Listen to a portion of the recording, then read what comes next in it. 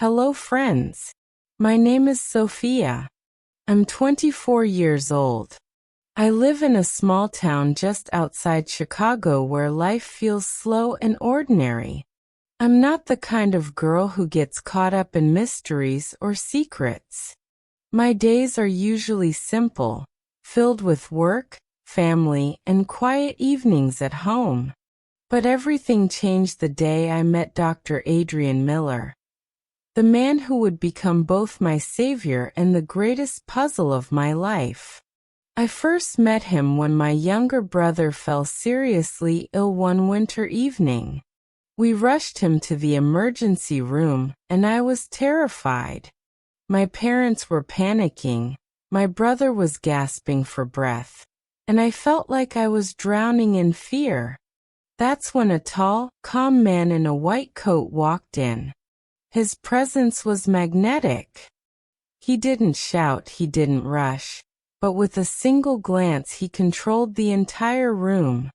"I'm Dr. Miller," he said firmly, "and I need you all to trust me." And for some reason we did. Within an hour, my brother's breathing stabilized. Dr. Miller explained the treatment in such simple words that even in my panic, I understood. He didn't just save my brother.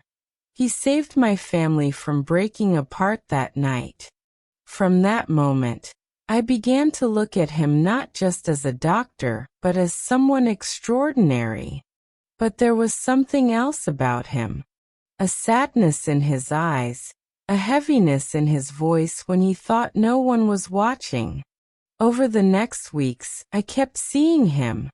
I visited for my brother's follow-up appointments, and each time I noticed little things about Dr. Miller.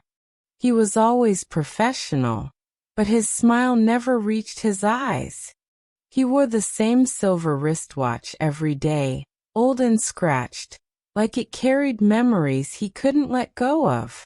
And once, when a child in the waiting room started crying uncontrollably, I saw his hands tremble for just a second before he controlled himself again. Curiosity started eating me alive. Who was this man? Why did someone so brilliant, so respected, seem like he was hiding a wound that time could never heal? I asked the nurses about him, but they always brushed it off. "He's the best doctor we have," they said. "But don't ask too many questions." That only made me more determined. One evening after my brother's appointment, I stayed back pretending to look for something in my bag. I saw Dr. Miller step outside into the hospital garden, where he thought no one could see him. But I was watching from the hallway. He sat on a bench, pulled out a faded photograph from his pocket, and stared at it for a long time.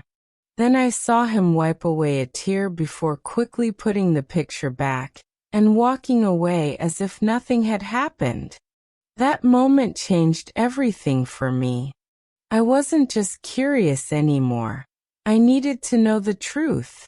I started digging little by little. At first, it was small conversations. Asking nurses about where he studied, asking patients if he ever shared personal stories. But every time, the answer was the same. No one knew anything about his life outside the hospital.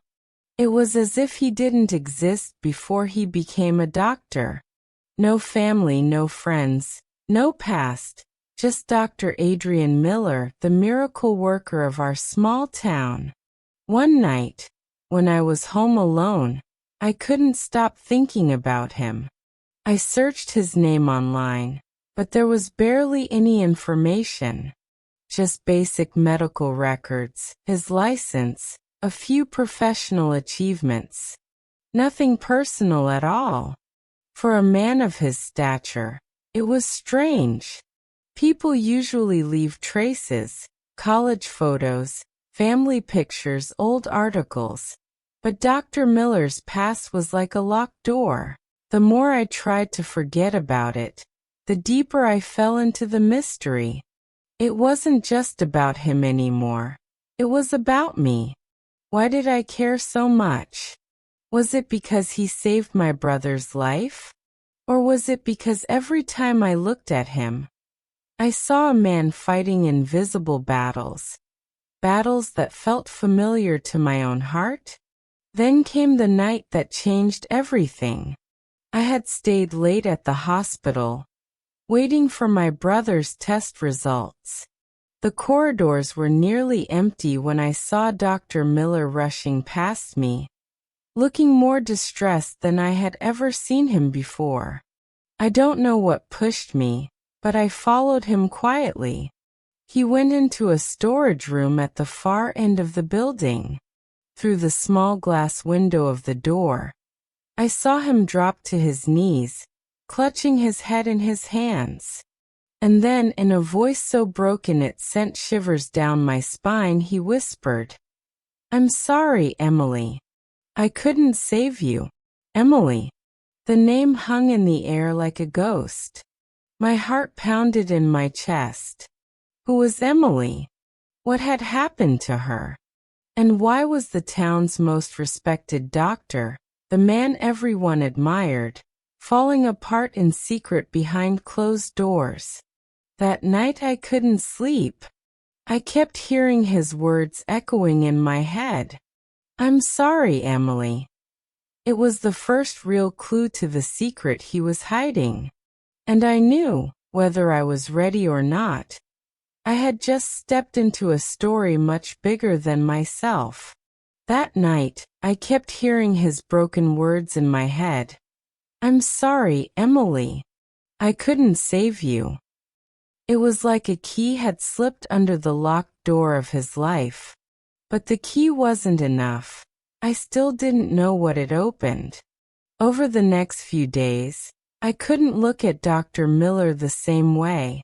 Every time he spoke to me, every time I saw his calm, confident face, I remembered the man on his knees in that dark room. A man begging for forgiveness from a ghost. I tried asking around again. "Do you know if Dr. Miller has family?" I whispered to a nurse I had become friendly with. She shook her head quickly, almost nervously. "We don't talk about his personal life. He doesn't like it." Her eyes darted away as if even mentioning it was forbidden. The more people resisted, the more I felt like I was chasing something dangerous. But my heart wouldn't let me stop. One evening, fate handed me the next clue. My brother forgot his jacket in the consultation room. And when I went back to get it, Dr. Miller had already left for the night. The room was dimly lit, papers neatly stacked, everything in perfect order, except one envelope left slightly open on the desk. I don't know what pushed me, but I looked inside. It wasn't hospital paperwork. It was a newspaper clipping, old and yellowed. The headline made my stomach twist. "Car accident claims life of young woman, Emily Miller, 27. My breath caught. Emily Miller. His last name. My hands shook as I read further. She had been a school teacher, beloved by her students. The accident happened on a rainy night. A drunk driver. She didn't make it to the hospital. And the chilling detail, she was being driven that night by none other than her husband, Dr. Adrian Miller. My heart stopped. His wife. Emily was his wife. And he was the one behind the wheel. I put the clipping back exactly as it was and walked out in a daze. Suddenly, everything made sense. His sadness. His trembling hands around children. His refusal to talk about his past. The sleepless nights I could see hidden in his tired eyes. But one thing didn't make sense. Why would a brilliant doctor, a man who saves lives every day, not forgive himself for something he didn't mean to do? I couldn't hold it in anymore. The next day, when I saw him in the hospital corridor, I stopped him. "Dr. Miller," I said softly, "I know about Emily." For a moment his face went pale. His eyes darkened like a storm was gathering inside them. "You shouldn't," he whispered, but his voice broke before he could finish. I didn't move. "You don't have to carry it alone," I said gently. For the first time, he looked at me not as a patient sister, not as just another face in the hospital, but as someone who had seen his truth. His walls cracked. He motioned for me to follow him, and we went into his office, where he finally let out the story he had kept buried for years. "I was driving," he confessed, his voice trembling.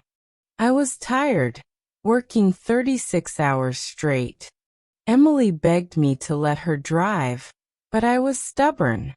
It was raining, and I lost control for just a second.